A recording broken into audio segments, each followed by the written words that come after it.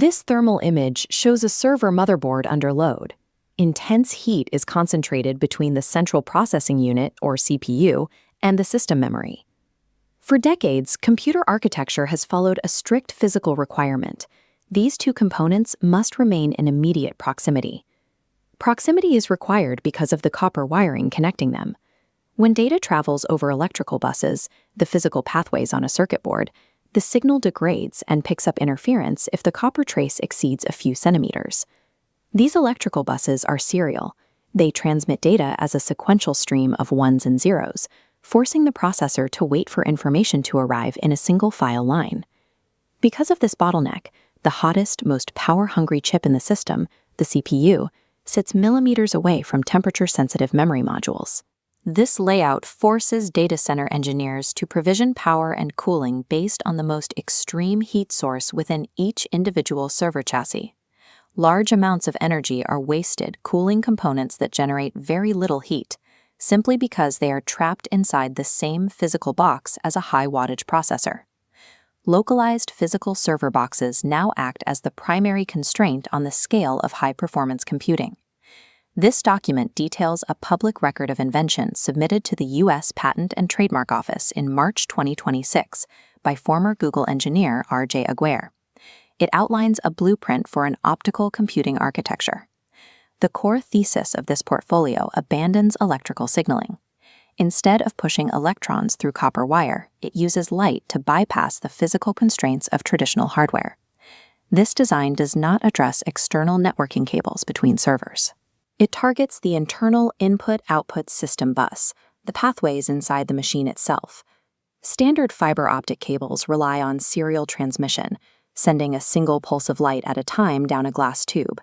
Aguirre's design utilizes a high-resolution microdisplay placed directly opposite a dense camera array to transmit data across the gap. This hardware achieves optically native parallelism. Optically native parallelism is a computing architecture where data is processed and transmitted simultaneously across millions of light channels rather than sequentially over a wire. Moving from serialized electrical pulses to parallel optical arrays removes the physical and speed limits inherent to standard hardware design. A microdisplay faces a dense sensor array, turning millions of pixels into simultaneous data channels. It uses specific color values to encode complex numeric data. During a single refresh cycle, millions of numbers are transmitted, hitting the receiving array as a parallel wave of data. Modern mainstream processors are limited to 64-bit architectures because of the physical space required for copper wiring on the chip. By grouping these optical pixels, engineers can construct ultra-wide computer buses, expanding architectures to 128-bit, 256-bit, and even 1024-bit designs. The engineering trade-off sacrifices brute force clock speed for an increase in the sheer volume of data transmitted per cycle. Moving larger blocks of data at lower clock speeds addresses the power wall. The power wall is the physical limit where increasing processor clock speed requires unsustainably high energy consumption and produces uncontrollable heat. This architecture allows for performance gains while requiring a fraction of traditional energy. This optical interconnect provides the bandwidth required to sever the physical link between the processor and the memory. With the physical constraints of the metal server chassis removed, the layout of the data center changes. Because this optical fabric does not suffer from distance-based signal degradation, components no longer need to be housed in the same enclosure. This diagram shows a traditional monolithic server breaking into separate pools of hardware. One chassis operates entirely as a CPU-only environment, housing dozens of processors. A separate chassis contains dense arrays of RAM modules, accessed through a central optical routing hub. This homogeneous pooling concept scales to a multi-story data center. Facility managers place high-heat processors on a liquid-cooled single floor. Temperature-resilient memory modules consolidate on a different floor. If the processors and memory are located on different floors, the computer itself ceases to be a single physical object. Instead, the machine is created through dynamic software provisioning, routed over the optical fabric. When a developer needs a specific workload, they request a custom machine configuration, such as 4 CPUs and 256 gigabytes of RAM. The optical routing hub connects those specific physical resources across the building to form a single machine. Unlike standard cloud computing, which slices a single physical server into virtual instances, this system assembles bare metal hardware on demand. This creates a transient computer. A transient computer is a machine that functions as a unified entity only during the duration of its active workload. When the task is complete, the software severs the optical link, releasing the CPU and memory components back into the general building pools. Under this architecture, a computer is no longer a localized piece of hardware, but a temporary state of routed light. This is the U.S. Securities and Exchange Commission. Tech giants regulated here have built trillion-dollar market capitalizations on legacy, proximity-bound electrical architectures. If an optical microdisplay bus becomes the industry standard, current silicon architectures and the infrastructure built around them will face immediate obsolescence. Aguiar presents this technology as a matter of national security, essential for protecting American innovation. He has utilized the SEC whistleblower program and submitted direct referrals to the Division of Enforcement, detailing alleged corporate complicity in state-sponsored intellectual property theft. His strategic goal is to impose a patent embargo against these foreign actors, legally anchoring this intellectual property within the United States. To ensure the technology remains secured for national defense, Aguiar has offered a free, perpetual use license to the U.S. Department of Defense. This optical framework alters the distribution of global computing power. Future performance gains depend on removing the physical barriers of electrical signaling, replacing the localized motherboard with routed light.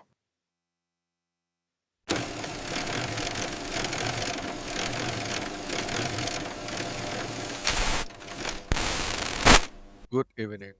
Today is March 16, 2026. It is 9:50 p.m. U.S. Central Time. My name is Rinaldo J. Aguiar Marcano, and this is demo D127.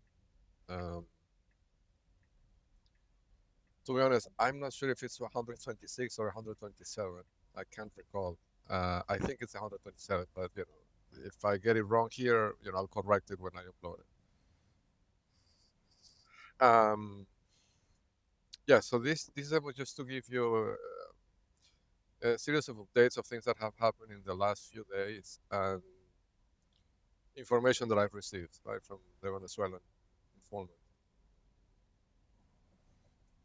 Um, I think it's an interesting collection of observations. Um, so like they're all over the place. Like they're not in a single category. There's some legal topics. There's some other things. Um, but to not delay giving you this information, I'll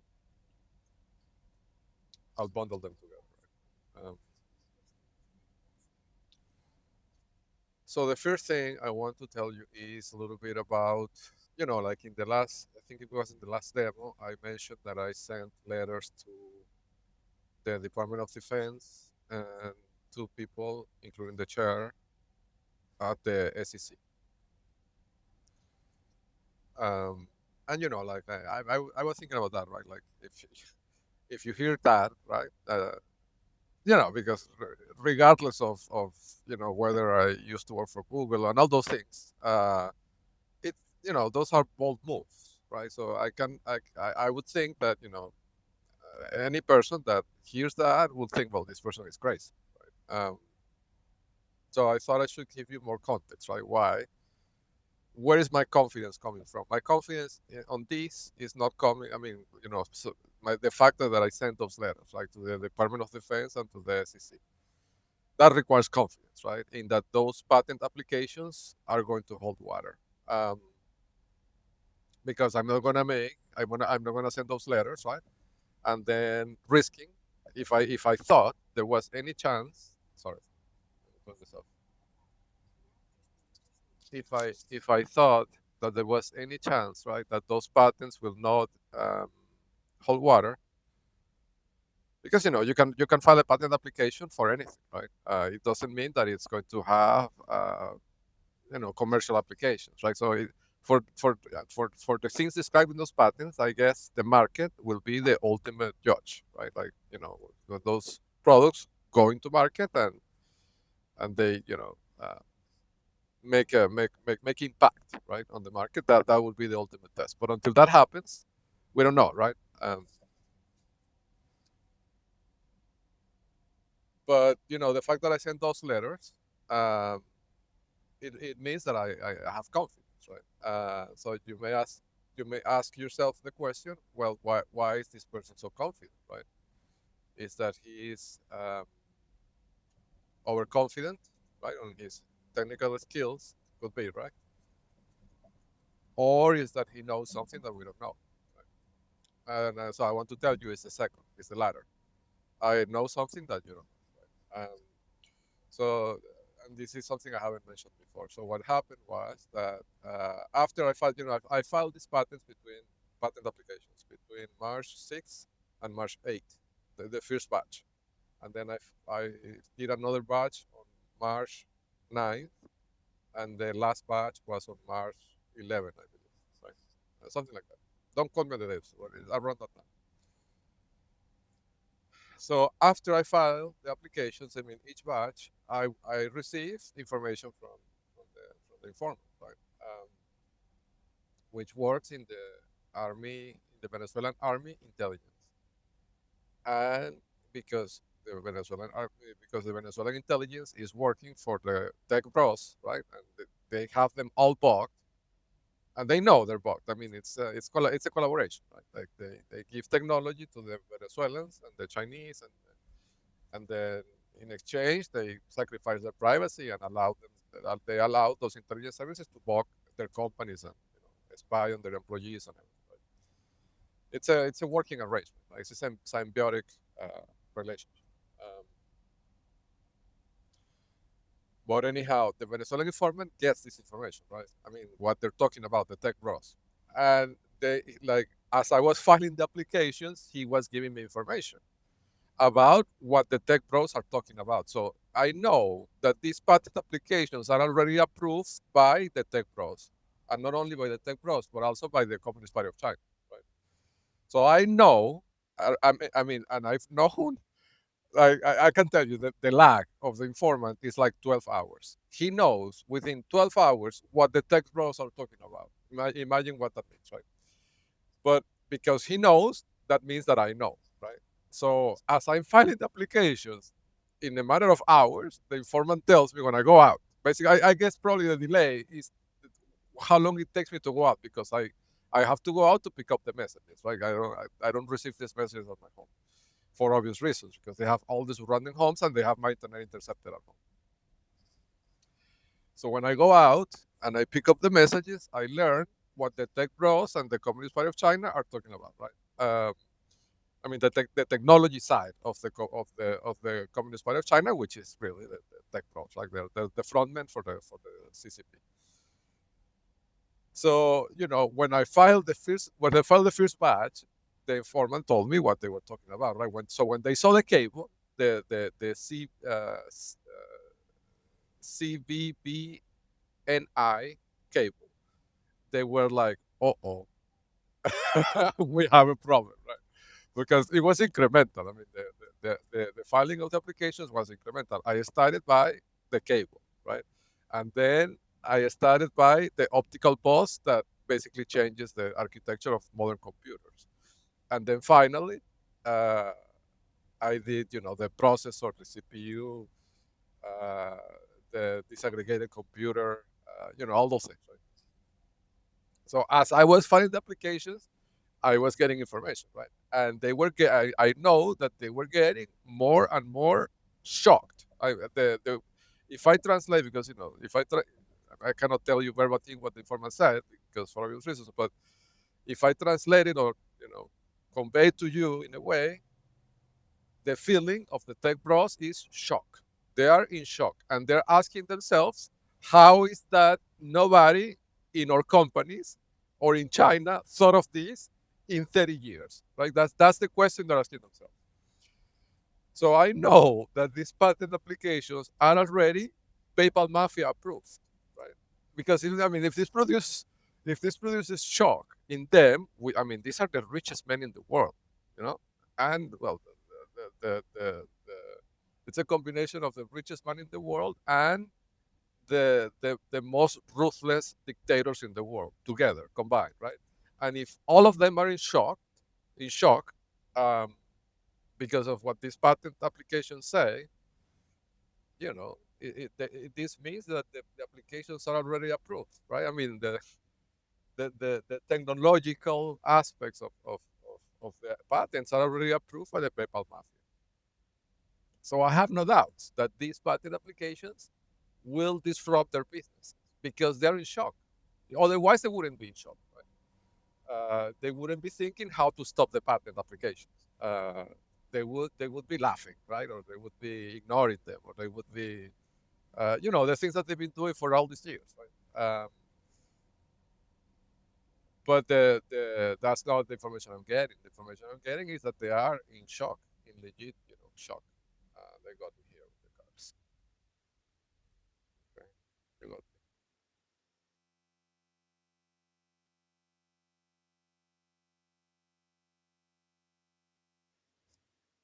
1 second.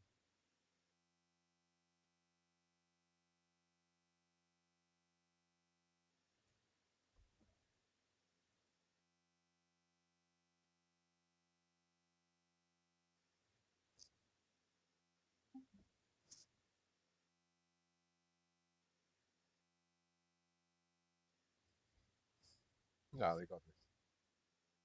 You see how many great cars they brought? Look, 1, 2, 3, and five already passed. So 8, 9, 10, 11, 12, 13, 14, 15, 16. Hmm? It's incredible. There's only 18 cars and 16 are great. I mean, come on.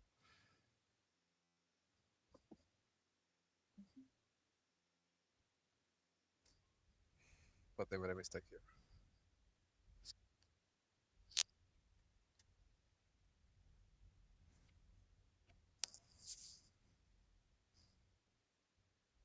Okay. So yeah, so that's the reason, right? So I know that these patent applications are already PayPal Mafia approved, right? So that is what gives me confidence, and that's why I have no hesitation, right, in sending these letters to. Don't get me wrong. Like also from a technical point of view, of course, I know. I mean, I created these patent applications. I know the power behind them, right? But as a technologist, right, you have to be skeptical even of the things that you design, right? If I didn't have that confirmation from that series of information that I got from the Venezuelan informant, I would not probably have not made that move, right? Of sending those letters, because I would be concerned about potentially damaging my credibility, right? Particularly in the situation in which I am, in which I'm trying to get help, right? And I have all these actors trying to paint me as a crazy person, right?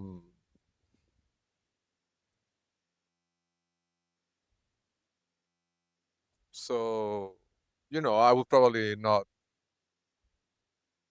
send that. Oh, I see. So in this fitness, they have, I don't know, maybe 100 cars parked. People are getting, the agents are getting fit today, Friday, Monday, 9 p.m., 10 p.m.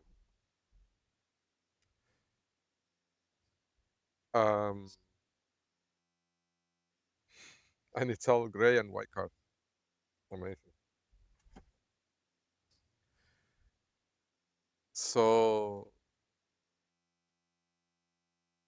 so yes, I got during those 3 or 4 days that I was doing that work, I was getting not real time because I don't go out that often, but every time I went out, I got information, right? And the information was escalating. Like, the information I got about how shocked they were was escalating as I was filing more and more applications, right?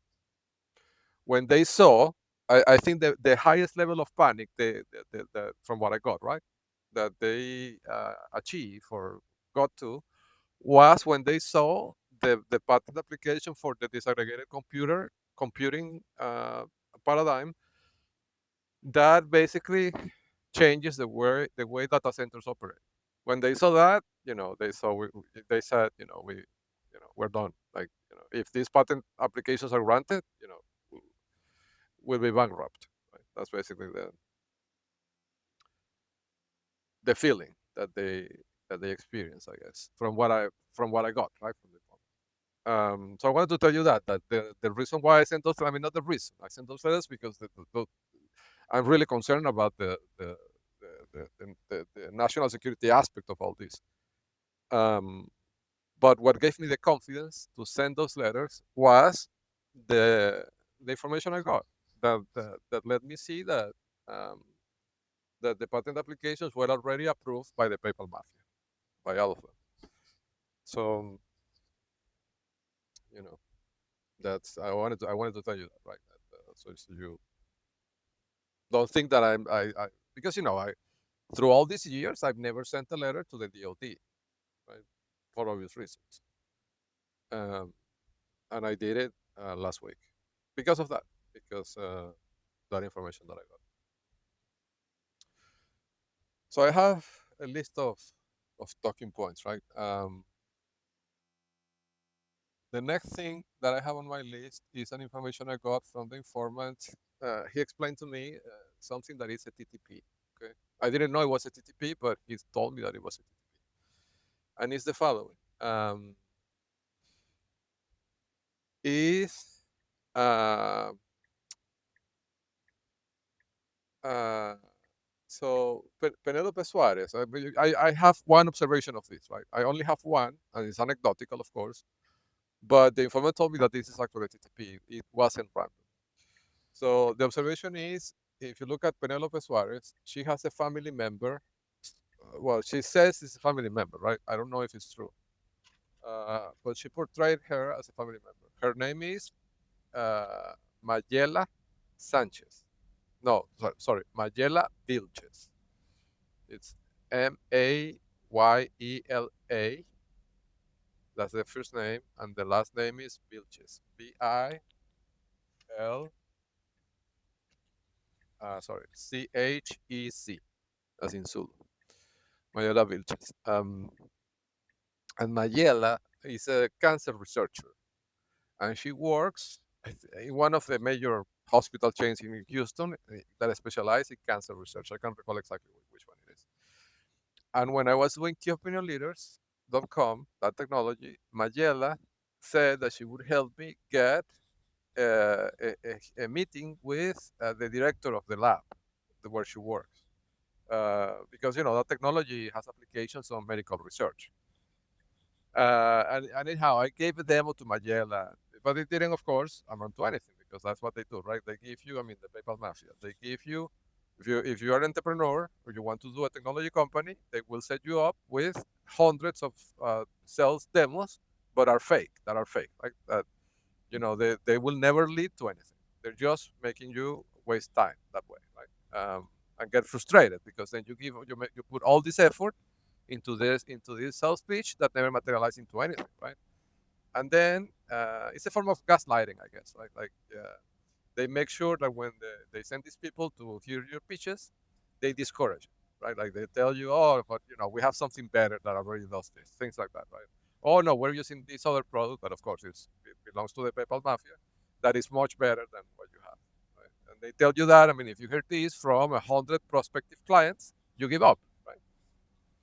Of course, I never gave up, but you could, I guess, right? I didn't give up because I'm stubborn, right? But I guess, right, other people could have given up, right? That's what I'm trying to say. Anyhow, the TTP is that when they have a target in which they have a high interest in, they set up a situation like the one I'm describing, where the romantic interest of the target has a family member who is a cancer researcher. And this is important. It's kind of the same TTP as you saw with William Kyle Adams and Terry Adams, right? Where they're family and they're both working from different sides of the equation on the target. It's the same. So in the case of Penelope, right, she was posing as a romantic interest, and Mayela was there in case Diosdado Cabello needed to get rid of me. She could get the cancer-inducing materials right from the lab because she works with those materials, and because that is very sensitive, they have to do it with family members. They cannot be, talking about those things or transferring those materials between strangers because the FBI could get in the middle, right? And they could be victims of a man in the middle attack by the FBI. So to prevent that from happening, what they do is that they set up a situation in which the two people that are going to be exchanging potentially, right, these cancer-inducing materials are family, right? So they could meet for a barbecue on a Sunday, and then they could, do the exchange or the transfer of the materials, right, and explain how to use them, etc. But if you think about it, right, it's. I mean, when I hear this, right, it's a bit sad because, well, I don't know, right? I don't know. Maybe I want to think that Penelope didn't know that was the setup, right? That was the, how do I say this? Um, because I mean, when I met Penelope in 2016, things weren't at this point, right, where they, need to harm. They were at that point extracting value from me, right? Like they were keeping me in this situation of creating technology so they could steal it, right? It's like having a I don't know, a cow, right? That you can milk the cow for as long as you can, right? And then once you cannot milk the cow anymore, then you get rid of the cow, something like that, right? But if the cow becomes a problem, you have to get rid of the cow sooner, right? So that's why they need the cancer researcher. Um, I guess what I'm trying to say is that I imagine that maybe Penelope wasn't aware of that this could be a potential plan, right? That this could be something that could happen when the thing started. Uh, but this tells you the level of planning of these people. I mean, I think, right, this shows that this is a state sponsor, right? I mean, who else has the capabilities of foreseeing something like this in 10 years in the future, right? And to set this up in a way that you have a cancer researcher available and within reach in the next 10 years if you need it, right? I mean, it's I don't know, it's mind bending. Um, and of course, like the questions that I ask myself, right? I have to ask myself, so when was Mayela? Because Mayela is also from Venezuela, right? And she was brought here on a special visa to work for this cancer research institute, um, or institution. Um, so I would wonder, I would ask myself, when was Mayela brought to the U.S. To do this? I mean, to work on that. Um, it's an obvious question then that one could ask oneself. Um,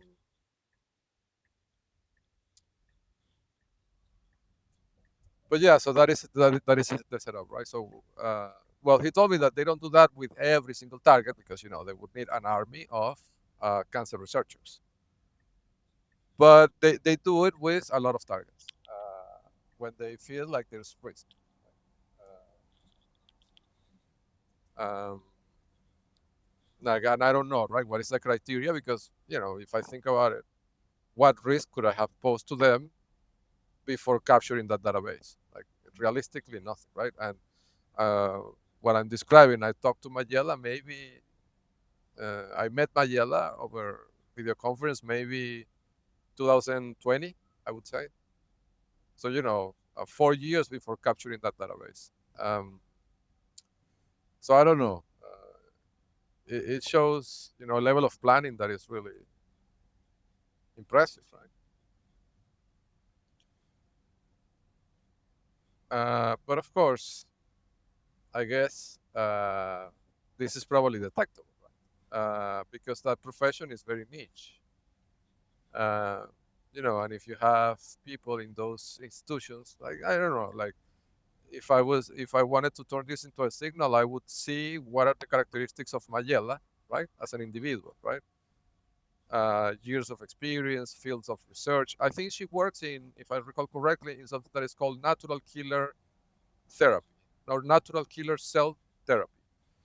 And that is a type of cancer research in which basically the idea is that they create cells that attack, and they inject those cells into the body of the individual, right, the patient, and those cells attack the cancer cells. So it's a way, it's a method of therapy that is using, you know, biological agents to attack the cancer instead of chemotherapy. Uh,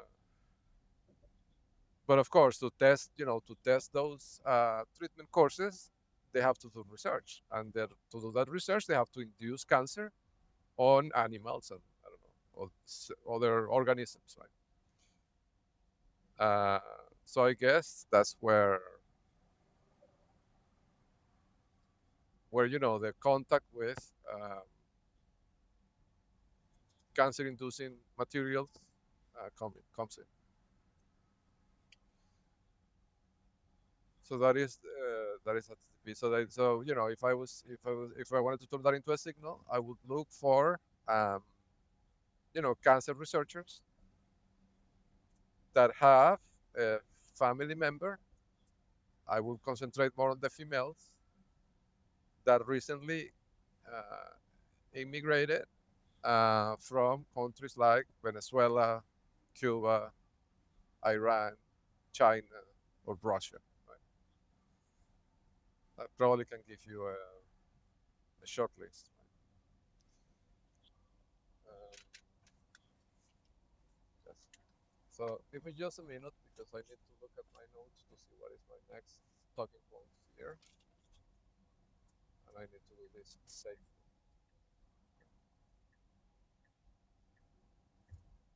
Oh yes. So the next talking point. This is something that it turned out to be. I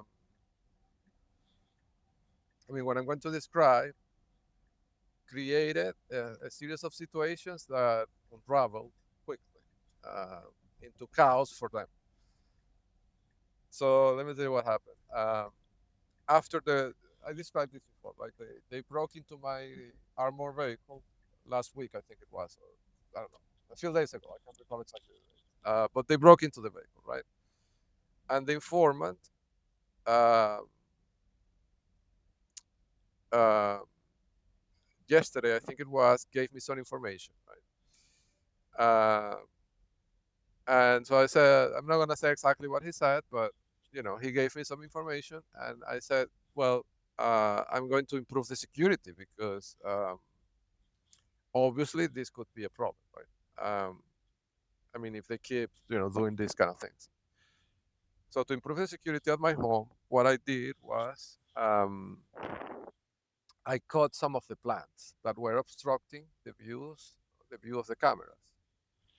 I did kind of some landscaping, right? And as I was doing this, I was also receiving messages, which is interesting, right? Like, I mean, uh, I think I have advanced this encryption technology and this transmission technology that I developed so much that I can now send and receive messages in front of their noses, and they can't do anything about it, right?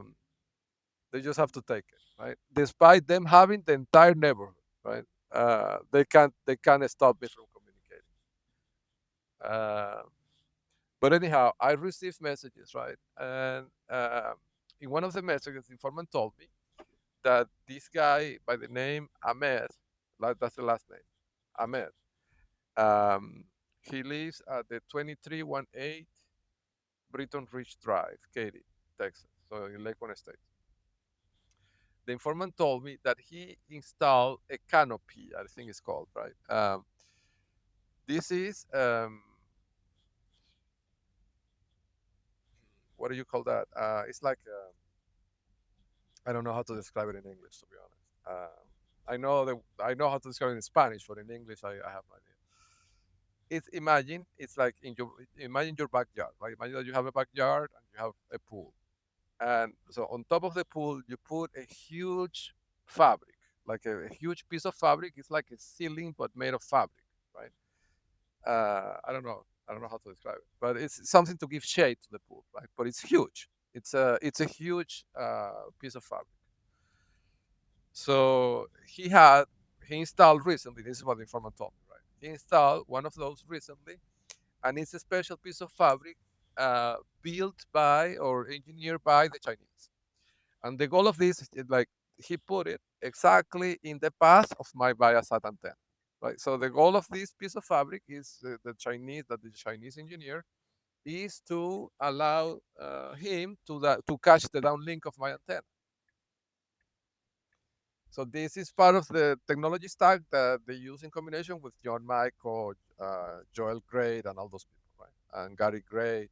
So it's all of them with all these little gadgets that they have is that they intercept my satellite connection, my internet.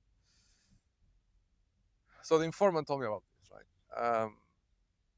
So of course, in response, and like I already reported this man and his wife to the IRS months ago, and he's in the same. Just to give you an idea, he's in the same report with Diosdado Cabello and with Mark Switcher, the guy from Ambassador Petroleum that also lives in Lake Point State. In the same report, the three of them are in the same IRS report from months ago, like 10 months ago. But because he is insisting in this, right, in stealing my intellectual property, then I reported him to the OFAC last night. That's what I did. I woke up at 4 a.m. and I sent a report to the OFAC. Okay. Uh, now, also, the informant told me yesterday that he told me why there's three notices of entry, temporary orders in the docket of Judge Telfair on that case on the 387 court. Because this was a mystery to me, why they created three. The informant explained, because I mentioned this in one of the demos recently. I said, I don't know what there's three, but and he answered the question. He told me there's three because sorry, I'm driving here. Okay. There's three because so it's one for me, right? If I ask for a copy of the document, they will give me the notice of hearing. That is not really an order. Okay. If the DOJ asks for, so they have to have one for me, they have to have one for the petitioner, for my former partner, which is an enforceable order that they can use to take the child or to obstruct justice with the police, right? So if I try to call 911, the police, she will show this order to the police, and I mean, Morgan Heibner, right, will go and get a copy and show it to the police and say, no, this is a valid order, and and then the police will obstruct justice based on this order, right? One second. Okay. So the police will obstruct justice based on that, right? So that's the second version, right? And the third version is for the DOJ and Phil Denning. So if the DOJ comes knocking on the door, they will say, "Oh no, no, this is just a person that is crazy," right? And this third version of the order is drafted in a way that paints me as a delusional person, right? And a danger to society. And that is also useful for the Phil Denning, so he could sue me for defamation, which was the original plan. Right? They were doing all this, so at the end, so Phil Denning and Robert Mueller could sue me for defamation, right, and drive me into bankruptcy that way. Uh, that was the other objective, right, that they wanted to accomplish with that. But that's why they have to have three different versions of the order. So it's one for me, one for the petitioner slash William Kyle Adams, Morgan Heibner, and one for the DOJ and Phil Denning. So that's why this particular case it has three versions, right? So, but when I see this, I start thinking about it for a second, and I realize, well, but because remember, I asked for a copy of the index number 8, which is another implementation of this very same TTP, and the clerk gave me a certified copy, so I have that copy. So, faced with this information from the informant, I have to ask myself, well, but how is that they're going to pull this off if I can go at any time and ask for a copy? I could show that the other documents are fraudulent. And that's when it hit me. I realized that The way they do it um, is the following, right? Give me just a second because I'm looking for a place here. Okay. Yes. So that's when it hit me. The way they do it is bingo.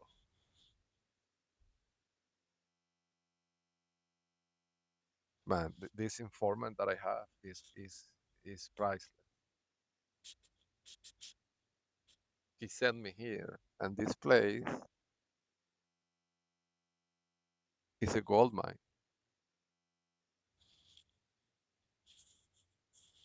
Authorities should really come here, you know.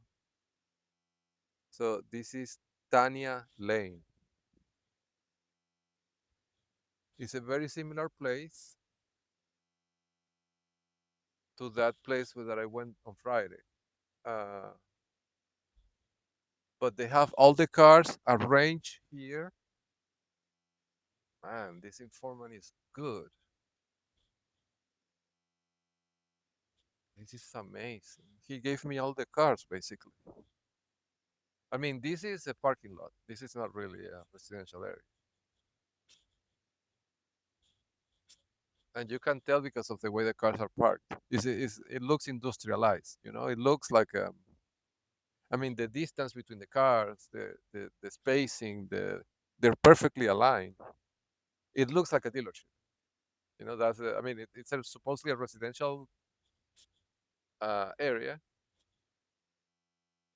but the way the cars are arranged, it's like they brought somebody from a dealership to park this car. That's how it feels. It feels standardized, like industrialized. Amazing. But now I have them all, and with faces and everything. GWS 2460. The guy with the PJs.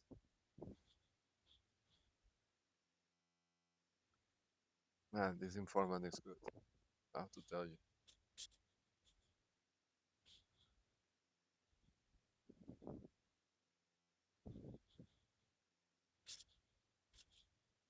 Wow.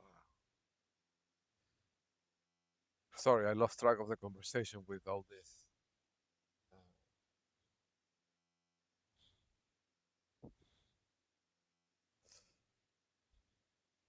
yes.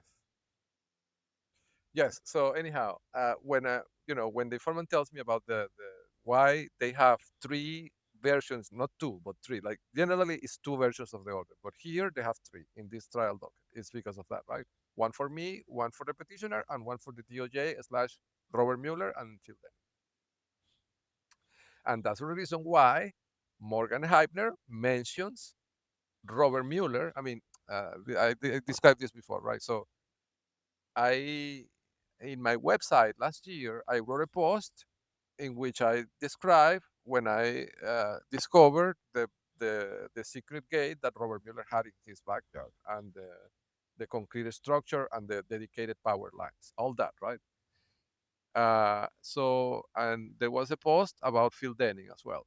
So what Morgan Heibner did is in the trial court, she printed those posts and she added them as exhibits in the trial court to paint me as delusional, as crazy, right? Uh, and she put me on the stand and she asked me about those. So that's the reason why, because then those two people, I mean, Phil Denning and Robert Mueller, were going to use this third version of the order to sue me for defamation and drive me into bankruptcy that way. That's the idea.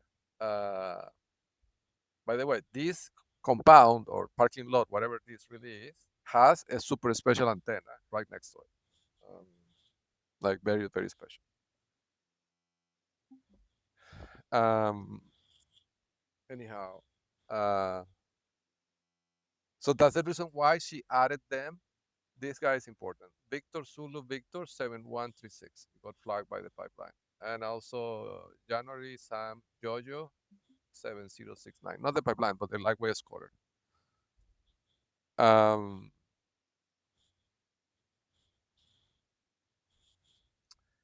So that's why she added them those exhibits, right, to the petitioner's exhibits. Those posts, she added them so to give them an opening to then sue me afterwards, right? And that's why they created that subversion of the order. So there you see the collusion, right, between Robert Mueller, Phil Denning, and William Cal Adams. Um, and another thing I didn't mention before, I think, um, was about that chemical attack that I described in demo 125 and 26, targeting the child.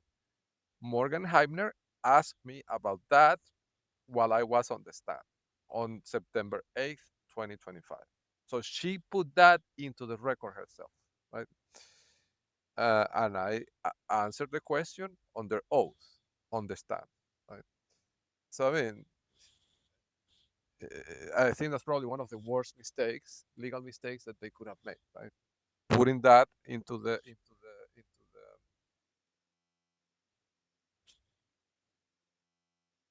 trial court themselves, because it should be on the record, right?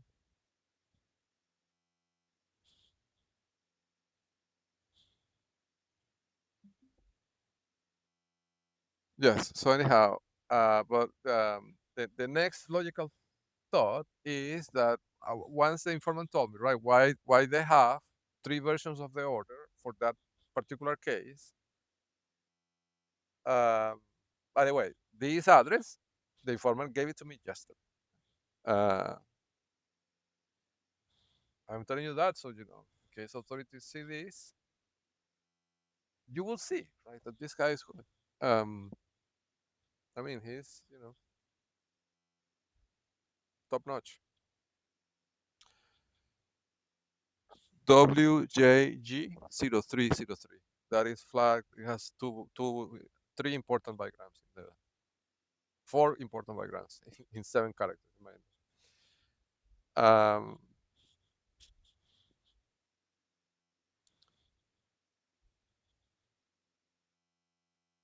wow. And this super important antenna is not only cellular. Wow. I've never seen anything like this. It also has uh, very powerful directional links. Wow, it's an AT&T facility. AT&T. That's why. So it's probably a main interconnect of AT&T, and it's here. That's why these vehicles are here. They're sensors, right? So these vehicles are sensors, really. That's why they're parked in this very specific way. That makes sense. So what they're doing is intercepting the cellular traffic of everybody with these cars, and the way it works, they basically can triangulate the path of any signal, right? Because they have full coverage surrounding the antenna. So, if the signal hits two particular cars, they know the direction, right? It's a way to compute the directionality of all the signals. And by the timing, right? If you have the directionality and you have the timing, the exact millisecond where a message is sent or transmitted, or a phone call is placed, you know who made the call. I mean, what are the chances that two people in the same direction are going to send a text message at the exact same millisecond? It's null, right? So that way they can exactly pinpoint the traffic. That's why these vehicles are parked in this scientific manner. That's how it feels. It feels scientific. I said industrialized. That's not the right word. This is scientific. It's a scientific arrangement of the vehicles because they're sensors. That's why. I understand now. Oh boy. The more you know. We used to have a meme at Google about it's kind of a rainbow. It says the more you know. It's exactly like that. And it had a unicorn. I think. Anyhow, so I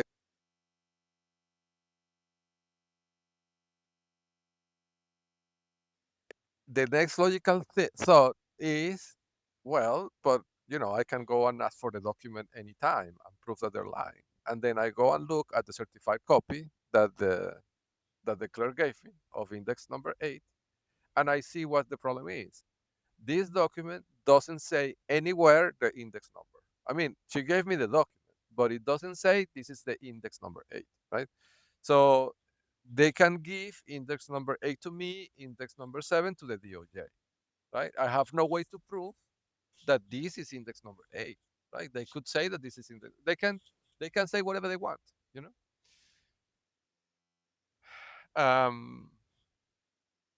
because the document doesn't say the index number, and this is an anomaly.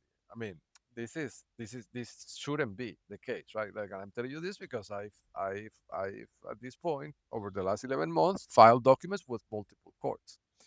So, for example, if you go to the federal system, uh, in the federal system, PACER is the electronic records management system. It's called PACER, PACER. PACER, on top of each document, overlays when you print it. It overlays the case number and the docket index number. Right? So you know which is the document that you're looking at. So this is necessary, right? Otherwise, how do you know what you're looking at? You wouldn't know, right? So this is the weakness. The weakness is that Tyler Technologies, which is the company that provides this electronic record system to the courts, doesn't include, at least in my cases. I don't know if they do this for every case in every state that they sell this product to, but at least in my cases, it doesn't overlay the docket number. And this opens the door for the corrupt judges to create multiple versions of the order, right? So it's an intentional weakness, fundamental weakness in this electronic record system. So of course, when I see this, I go and look in the pipeline, and yes, Tyler Tech is flagged with and the executives in the company are flagged with in the database. Now, I have to tell you, I hadn't looked at this before, but when I see this, I go into the website and I look, and the concerning part is that Tyler Tech. I mean, the most concerning part, right? So in a way, right, Tyler Tech would be the equivalent to the elections technology companies that the Communist Party of China provides to all the countries in the world, right? It's the equivalent, but for the courts, right? So I guess at a higher level, the TTP is, well, maybe to make this corruption possible, what they have to do is to provide the software platform on which the state government runs an important system, in this case the courts, or if it's elections, whatever runs the elections, the Communist Party of China will provide, right? That way they can advance their agenda, right? But the most concerning part about Tyler Technologies is that they not only provide uh, the courts record system, they provide a lot of other things. Like, if you look at the website, they basically describe themselves as a company that provides governmental solutions, software solutions, right? So they write software for governments. I'm guessing for state governments, right? So they have, software to run school systems. They have software to run courts. They have software to run other things that are in the government. And imagine, right? Like, if they're intentionally creating this weakness in the core system so the corrupt judges can create multiple versions of the orders, imagine what they could do with the schools, right? And there is a demo that I gave maybe 6 months ago that describes how important the school systems, at least in this area, are. I mean, in the hubs in general, right, are for the Communist Party of China. Like, this is a long-term strategic weapon that the Chinese use. Let me see.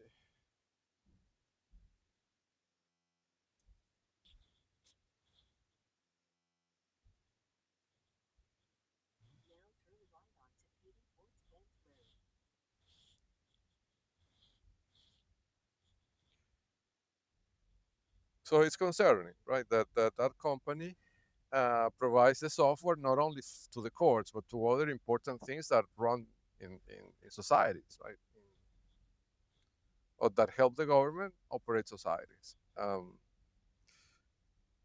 It's an aggregator, really. That's what it is, right? It's a single point that can be leveraged as a point as a vector of attack against hundreds of thousands, if not millions of citizens. So it's dangerous. It's very dangerous.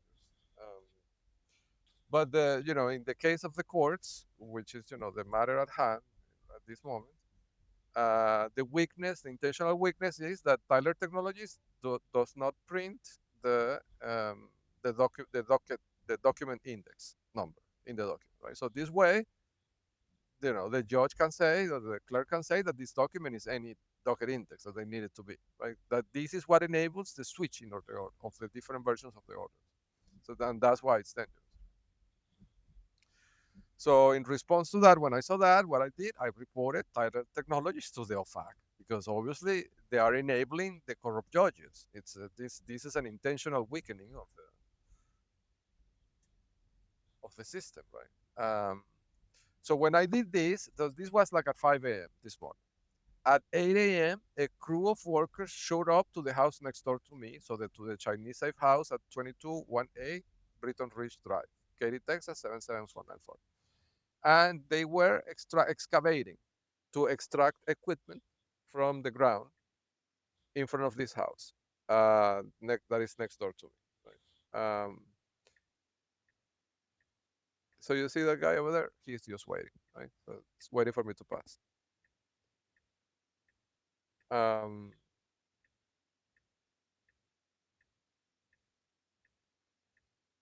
yes. Let me see. See? He saw that I met him.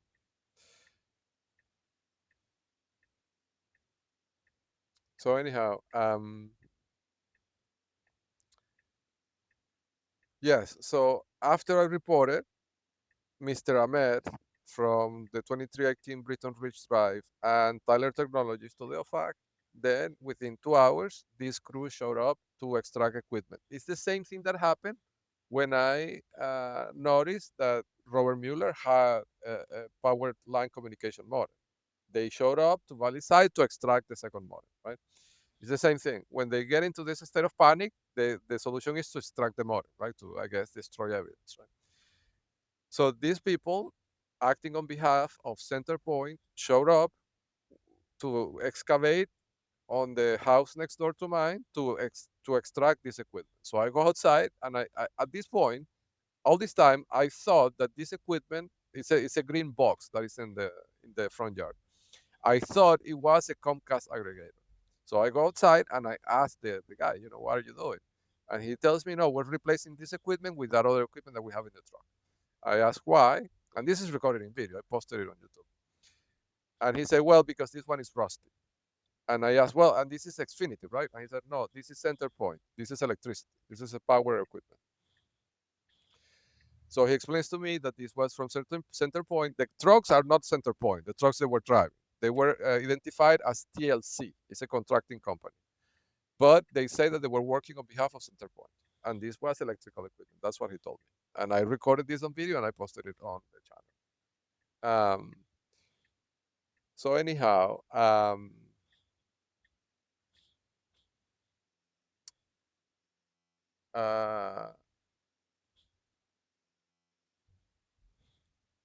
yes. Um, but you see, within hours after I reported, well, after I, documented, because in the report to the OFAC about Tyler Technologies, I described why is that they need the three orders, right? And I described the TTP and everything, right? And I even attached a copy of the book that I sent to the DOJ. So,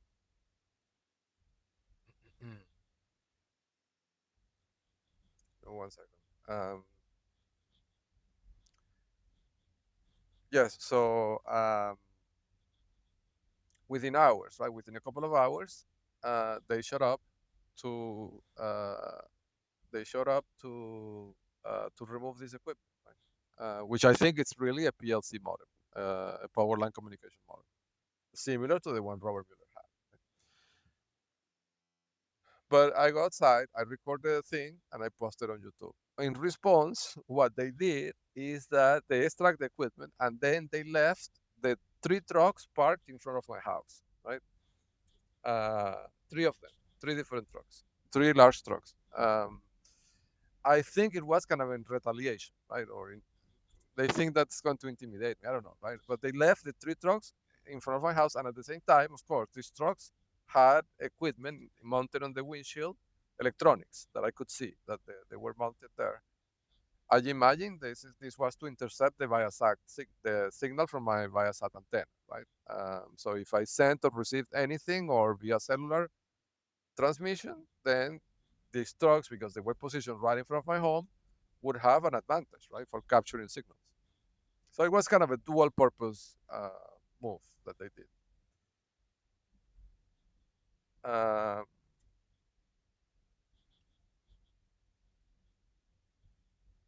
yes.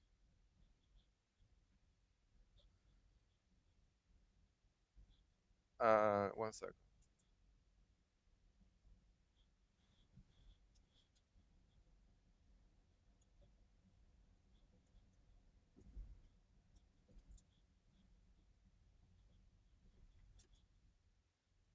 Yes.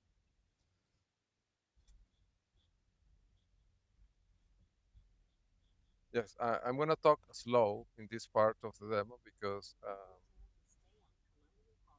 I'm on a mission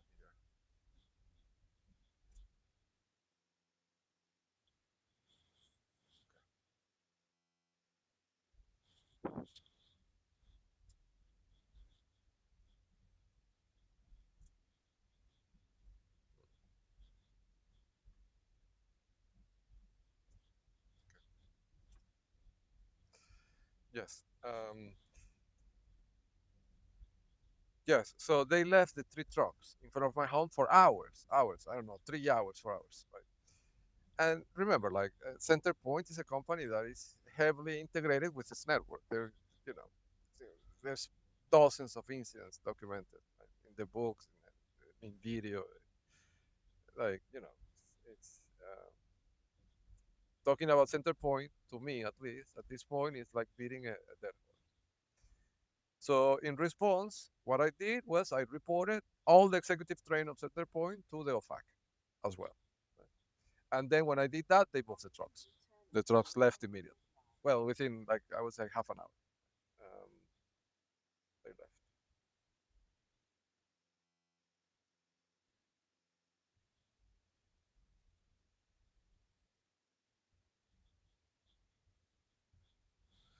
Yeah. Before continuing, I want to tell you like that observation of those cars parked in that scientific manner next to that AT&T antenna. I think that is very telling of the technique, right? The technology that they're using to basically, I would describe the technology as pinpointing uh, the source of a communication by doing triangulation, but not at the target location, but at the antenna, right? So at the recipient of the communication, right?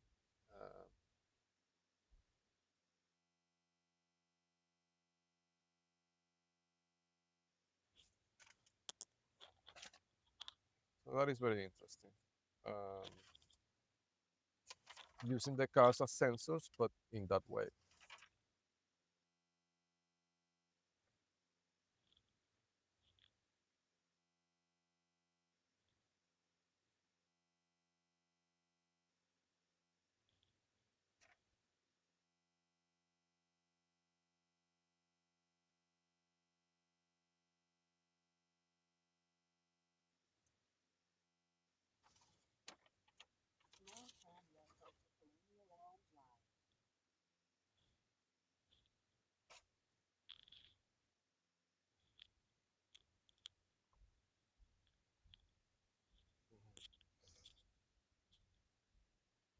Yes. So that's interesting, right? The way they use um, the sensors, right, to positioning them next to the antenna, and then by the time of arrival of the signal, which cars get hit by that particular signal, they can, then cross-reference with the timestamps of the events. Uh, uh, but now this is interesting, right? Because this implies, yes, this is very interesting, right? So the technique is you place the cars, the sensors in this way, and then you measure the time of arrival of all the signals, and then you cross-reference them with the exact timestamps of the messages or the calls, right? And you can figure out by the direction, you can figure out who's who, right? Who sent what. But this has an implication, I believe, is that for this to work, for this to be feasible, you have to have access to the log of events of the telecom company. Because otherwise, how are you going to get the timestamps, right? How are you going to know that, for example, Rinaldo sent a text message at this or that time? I mean, for this technique of the sensors placed next to the antennas to work, this necessarily, I think, implies that they have access to the log of events of that antenna somehow. So, that's an interesting observation.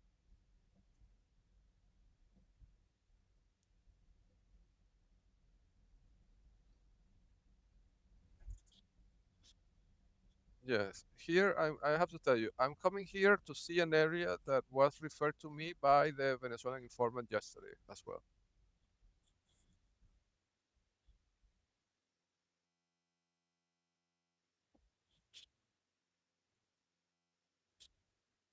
Let me see if I can find it.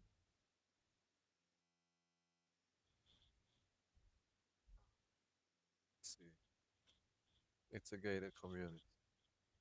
They have it closed. I see.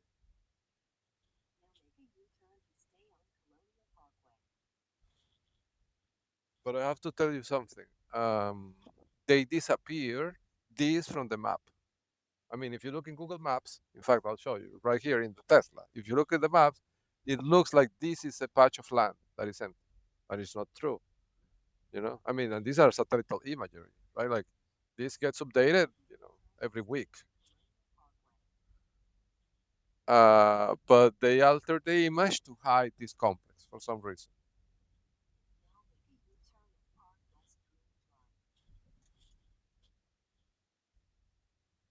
It's called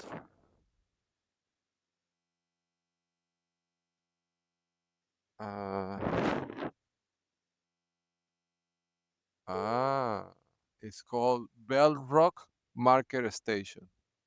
And note the bell in the name, right? So maybe this is a ledger. That's why they hit it. That's why the informant sent me here. He gave me the address. He didn't give me the name. Wow, but this must mean that the Venezuelan informant has access to the ledgers of the judges. Wow. I mean, I thought he was more an operational. This means he's higher level than I thought. Arguably, this could be because of the bell, right? This could be, huh? This is interesting. So it's not only master plan communities, the apartment complexes. Oh, I see. Wow. So imagine this, right? The apartment complex that I went to this evening, next to the FBI, that could be a crypto layer as well. That's why the score is so high. I have to check the name of that. It's next to the Cat Mustang Cat rental place that is close to the FBI. And I imagine the level of security of the complex or master plan community correlates with the level of security of the asset, right? Like, I mean, I imagine a crypto ledger that is placed next to the headquarters of the FBI has to be more secure than this one, right? Than this Bell market, I think. Uh,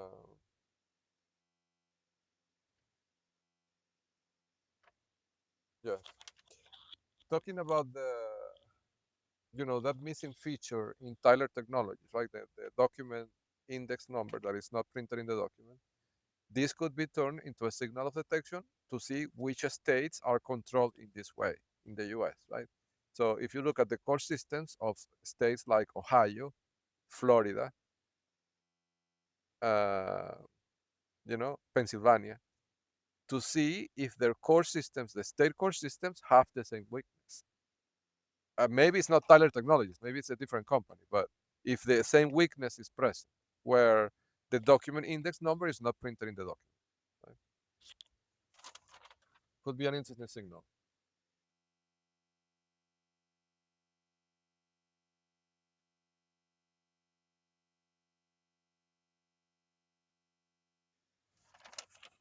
Yes. So the next thing is this, right? So as I was reporting, doing the disclosure to the OFAC, right? Oh, I also filed another. Now that I was, filing these disclosures, I filed another one, which was a disclosure for the judges on the 268th Judiciary District, right? Which is the court that Phil Denning and the HOA of Lake Pond Estates, where Robert Mueller lives, and the same HOA that is suing me in the 260, suing the company. Like they're suing the company, but this is a harassment campaign that they have been advancing against me for 2 years. Anyhow, they also created void orders in that, which is, but the execution is a bit different, right? So the way they did it in this one was uh, Lake Pond State Homeowners Association sued my company, right? Which is the company that owns the property. But importantly, the attorneys, which are Robert Markers, Markel, uh, Wembler, Butler, Haley, PC, they did not serve me. Instead, I mean, they did not serve the company. Instead, they served me personally. And this company is a corporation registered in Delaware. So by law, they're obligated to serve the company in Delaware. The registered agent, which is by law located in Delaware. You cannot have a company in Delaware with a registered agent that is not in Delaware. It's impossible, right? And they know this, right? They're attorneys. So instead of serving the company, they serve me personally in Texas to harass me, right? I filed a notice with the court saying, listen, they serve me and not the company, so the entire process is invalid. But the judge decided that he was not going to even read my notice because he said that I'm not an attorney and that I'm not allowed to represent the company. That would be illegal. And therefore, he is going to ignore the notice. Like he didn't even read it. That's what he told me. But then he puts in the docket a note saying that in that hearing that happened like a month ago, the company was not represented by anybody. So basically, he ignored me. Like, I was present in the hearing, but he said that I was not even there. Basically, right? I mean, I'm a non-person at this point, right? For this course, I don't even exist. I guess that's a meta message, right? But he contradicted himself in a way because then in the hearing he told me we're going to have another hearing in 45 days or something like that. So please retain counsel for the company. But this is contradictory because on one hand, he's saying that I'm not even there, right? So if I'm not even there, how can he give me a notice and a legal instruction in that hearing where I'm supposedly not present? I mean, it doesn't make sense, right? But you see, this is a trap. It's a very sophisticated trap in reality. Let me tell you why. If I retain console for the if I retain console for the company, I would be acknowledging what he told me and validating it. I would be legitimizing what he told me in that hearing. And what it would mean is that I was representing the company myself, which, as he said, is illegal. I cannot represent the company because I'm not an attorney. So what the only possibility that leaves is that I am the company, right? And that what they want to do with that is to pierce the corporate veil. You see? So if I go and retain a counsel for the company, then that automatically pierces the corporate veil, right? Because then they will say I'm the company. You see? And if I do not retain the attorney, then they will find me in contempt because this judge gave me that instruction, and I'm defying the judge. I'm not following what he told me to do, right? Uh, so they will find me in contempt, and they will say that I'm in contempt of court, and that I intentionally made the company be a no-show twice because they already marked the company as no-show for the previous hearing, right? So then they will find the company in contempt, and because he gave me this instruction in person in that hearing, he will find me in contempt, and they could even put me in jail with this, right? So it's another way to put a person in jail without due process. You see? So what I did, now that I'm already in the OFAC's website, I created another disclosure reporting these two judges and Phil Denning, and I attached all the evidence of harassment for the last 2 years, including the the notice they gave me for this procedure, right? Uh, the notice of hearing, right? With the improper service and all that. I attached all that to the disclosure to the OFAC. But here's something interesting happened. As I'm doing this, of course, the most powerful evidence I have is that notice that I filed with this court via the Tyler Technologies electronic record systems, uh, in which I notified the judge and the opposing counsel that the service was invalid and that the entire process is a sham, right? Yeah, this house I came to see it, 5005. This one on this street, which is, if I recall correctly, Meadow Lark Lane, 5005. Um, so that's the most powerful evidence I have, right? Because I'm notifying them in writing with a notice that the process was invalid, was defective, and that the process is a sham, and that the order is void, right? Like all those things, and then the judge decided to ignore all that, right? Basically excluding me from the process, uh, and excluding the right of the company to have proper service and due process. Anyhow, so as I'm trying to attach this special important document to the OFAC website, the document fails to attach. And I have to tell you, at this point, I have filed not one, not two, not three, but at least 8 different disclosures with the OFAC at this point, at least, right? In no occasion, any document has failed to attach in this way. And this is a PDF document produced with the same stack that I produced the other documents that I attached to other disclosures without problem. The file of this is tiny because it's only 3 pages. It's just a notice, but it fails. And I tried multiple times. I tried with different browsers. Now, I don't know how they did it. I think this was intentional. Intentional. I think they blocked that document from being uploaded to the OFAC because this is nuclear evidence against this judge. Okay, that's what I think. I cannot prove it, but it seems deliberate. It's the only document that fails to upload. All the other documents upload. Now, I don't know how they did it. And this is concerning because there's two ways to do this. I'm telling you this as an engineer, right? One is within the OFAC. If they have some way to control the website of the OFAC, even indirectly, they could create a bug or a condition in the code that doesn't allow this specific document to pass, right? To be uploaded. That's one way to do it. The other way is with the Chinese safe house next door to mine, the 2218 Britton Ridge Drive, which I think has the aggregator, the Xfinity aggregator. This was on an Xfinity connection.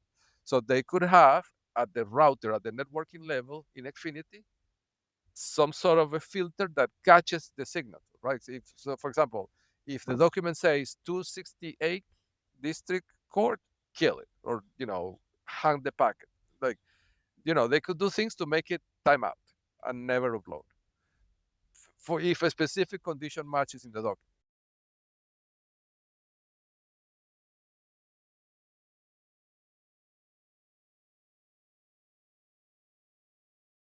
Right? For example, Akamai has this technology in the cloudlets that they basically built after I invented them in 2012. Anyhow, I don't know exactly how they did it. So there's 3 ways, right? They could do it with a content delivery network like Akamai. they could do it with the Chinese safe house next door to me if they have the aggregator compromise, or they could do it within the software of the OFAC. Like if, for example, if the software was provided by Tyler Technologies, right? The same as they do with the courts, because they control the software. I don't know, right? I don't know if this is the case. If the software of the OFAC is provided by Tyler Technology or a similar company, I don't know. I don't know the answer to that. But if that was the case, they could also do it that way. But the observation is that when I tried to upload this document, it failed, and it's the only document that fails. So what I did, I took a screenshot of every single page of the 3 pages of the document, and I uploaded the screenshots. In this way, it passed. The screenshots, of course, because they're images, they cannot see the text, right? So I think they were doing it by fingerprinting the text in the PDF file. I think that's the way they were blocking it. Once I took a screenshot, then I was able to upload it. So anyhow, I uploaded all this evidence and I sent it to the OFAC. And after this, I feel like they enter into the next level of panic. I've never seen them this panicky and jumpy before in the last, I don't know, 5, 6 years. They're really, really, really panicking this at this time. I don't know. I don't have visibility into. I mean, I know it's because of the reports, but I imagine they're already getting into trouble.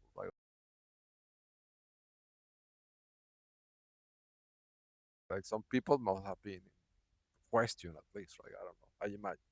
Um, but I can see how they are affected by this. So I think those are most of the things that I had.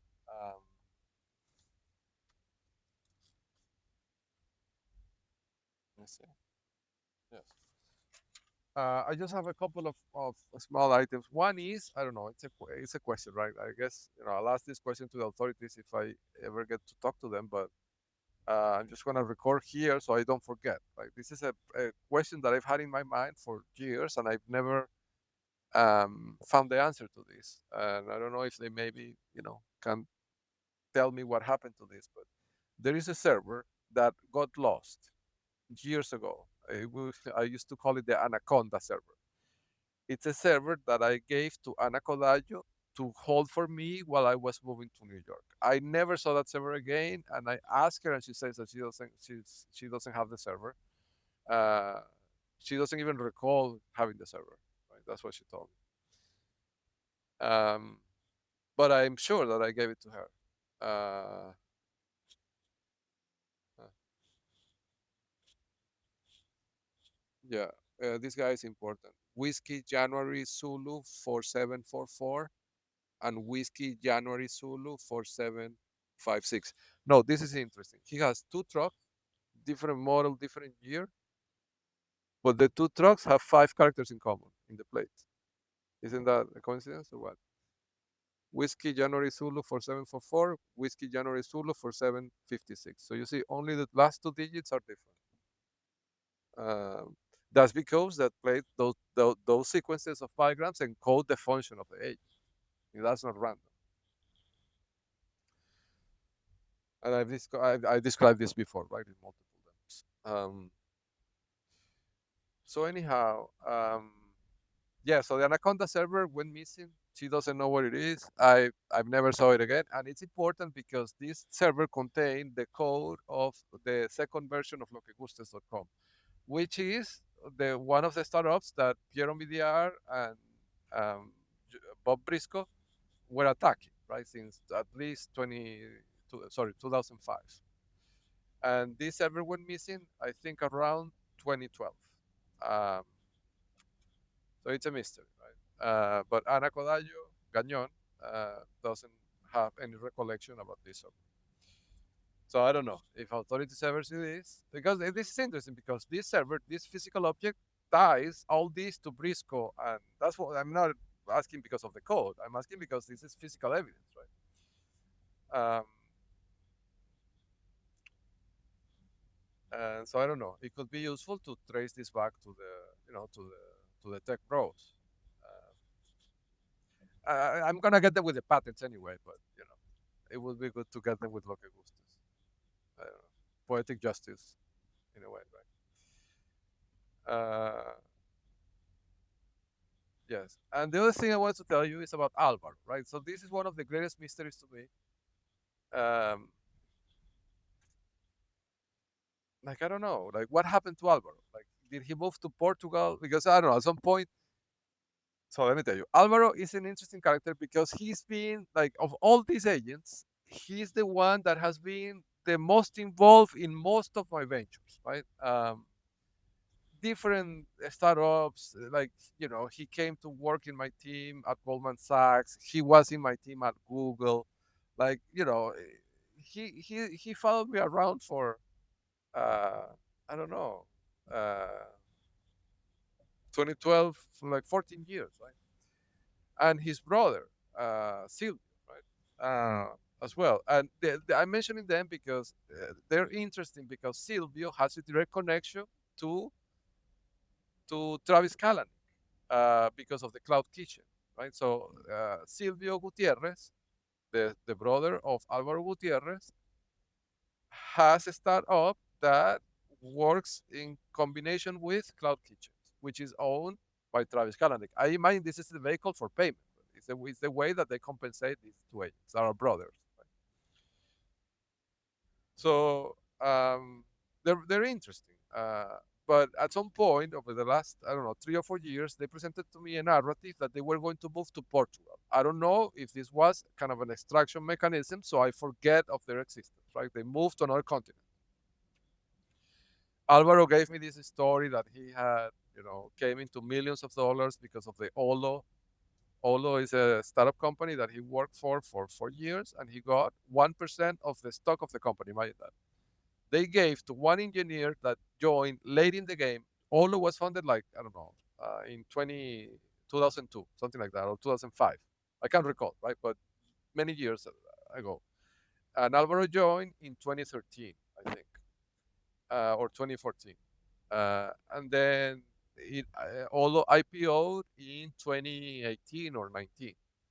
And, despite joining so late in the game, Alvaro got 1% of the company in a stock. I believe this was the compensation, right, for the espionage.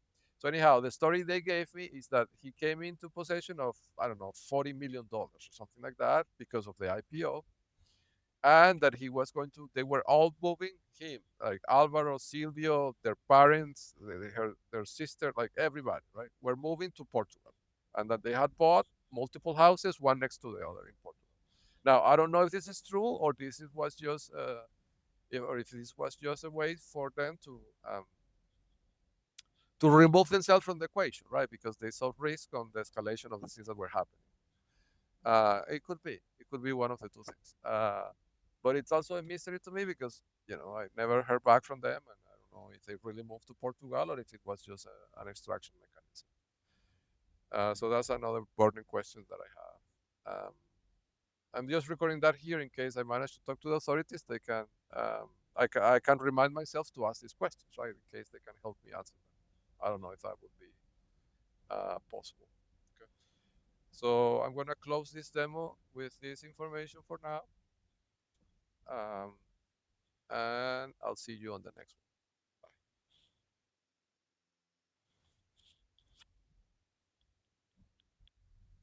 one. Before I forget, one more comment. That thing about the document, the notice that I filed with the 268th court, not uploading to the OFAC's uh, self-reporting portal. That thing on itself, I think it's interesting, not only because of the mechanics on how they potentially did it, but because it shows that this judge, for some reason, is very important to them. Because, I mean, I've reported other judges to the OFAC, and they never block the evidence. But this particular one, they block that evidence that way, and this specific evidence, right? So there is something about this judge that worries them. I don't know. I don't know what it is, right? Yet I have to look into it. Maybe it's a past case that this judge worked on. I don't know, right? Maybe he worked on a case that was somebody important, and I imagine, right? It has to be something that they see liability on, that it's bigger than the judge. Um, so I don't know. It's just a tip, right? A lead. something that could be interesting to understand.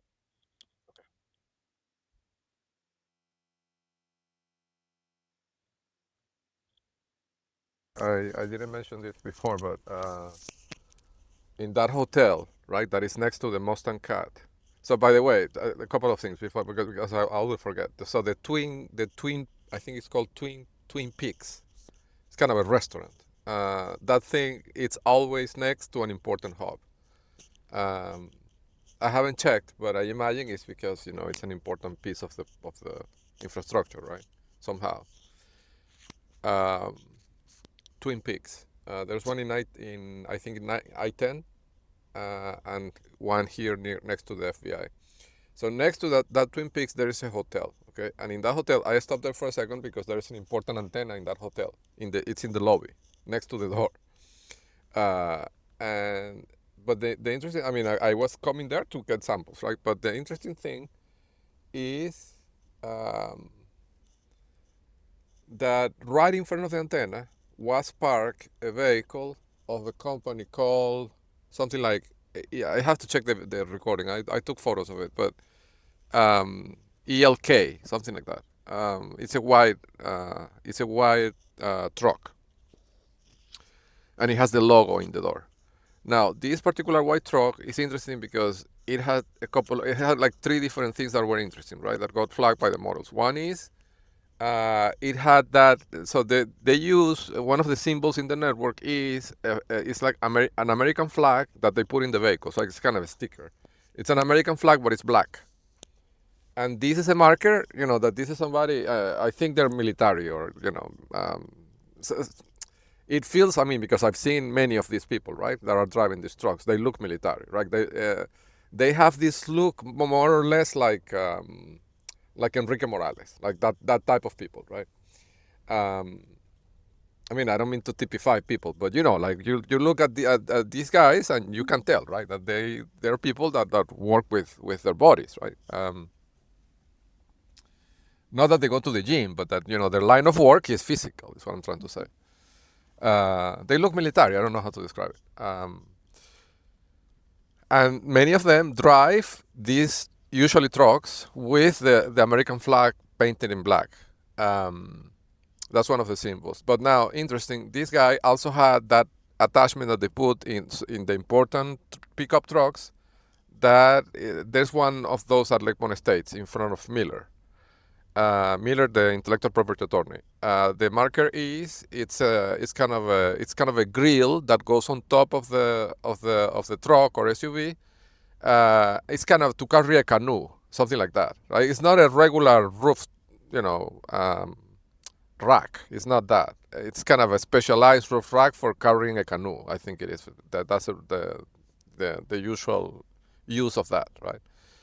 So this guy had the American flag painted in black, the canoe thing, and also it had a sticker that said Tepuy. And Tepuy is an interesting word because it's an Spanish word that stands for it's like a mountain top that is flat. I think that is particular to that type of to that area of South America. It's a word that is very specific to Venezuela. So I don't know, because I know people that speak Spanish of other places, right? And I think I've never heard that word on the mouth of anybody that is not Venezuelan. The word is tepuy, Tepui. So this guy had a sticker on the truck that said tepuy. And it had the American flag painted in black and the other marker on the roof of the vehicle.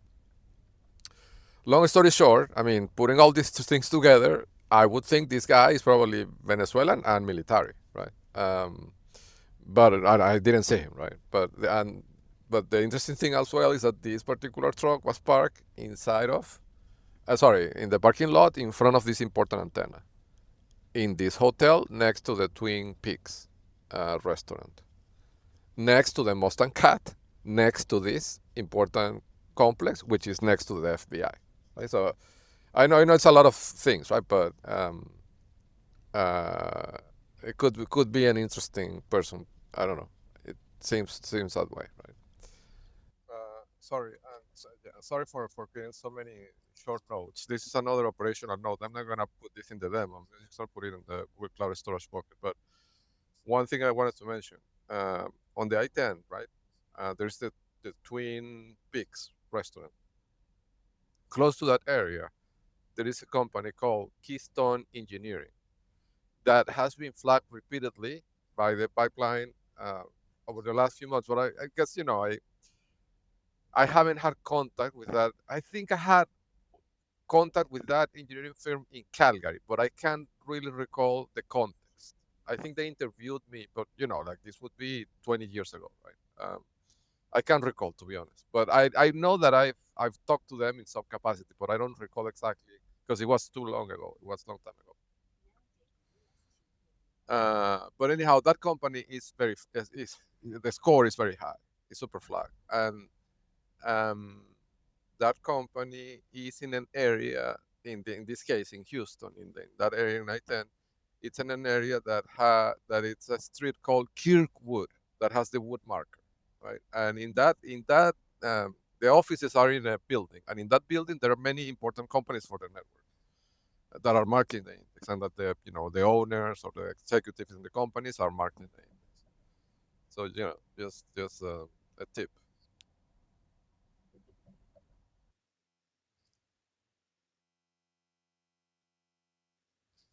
And by the way, this second time that I come here, there is this constable truck again parked here, like guarding the compound, right?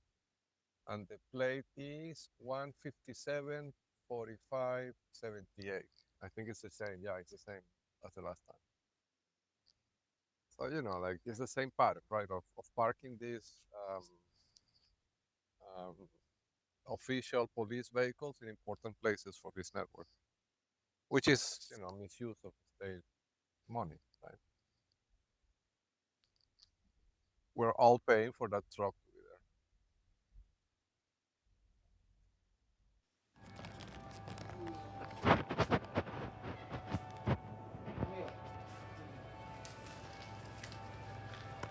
Hi.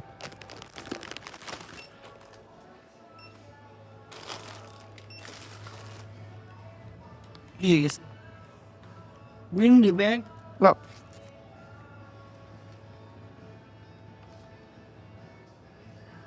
Because yeah. Thank you. Can you keep this? Sorry? No, pushing. Thank you.